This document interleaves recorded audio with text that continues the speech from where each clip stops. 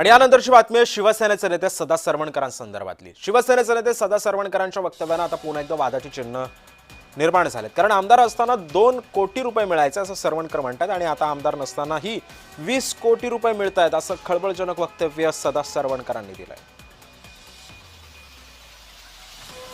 माहितीसाठी सांगतो, मी पराभूत जरी असलं तरी सुद्धा आपलं जे नेतृत्व आहे फडणवीस साहेब म्हणा शिंदे साहेब असलेल्या आमदाराला 2 कोटी मिळाले, तर मला नसताना सुद्धा 20 कोटी मिळतात।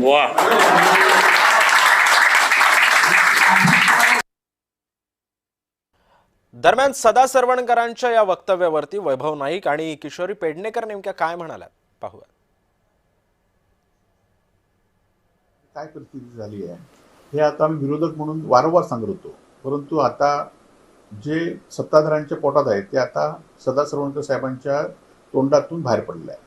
आपल्याला माहिती असेल की याआधी सुद्धा जे शिंदे गटांबरोबर जे आमदार केले त्यांच्यावर निधीचा पाऊस झाला होता, त्यांना 50-50 कोटी रुपये सुद्धा मिळाले होते। सदा सरवणकर साहेब शिवसेनेत असताना अनेकदा शिवसेनेच्या उद्धवजींच्या बाळासाहेबांच्या नेतृत्वाखाली जिंकून आले आणि जिंकून आल्यानंतर जे एक शिवसेनेला प्रेरित असलेलं काम ते नक्की त्यांनी चांगलं केलं, परंतु ते जसे त्यांनी उडी मारली गद्दार गटात त्यानंतर मात्र त्यांचा ऱ्हास होणं चालू झालं।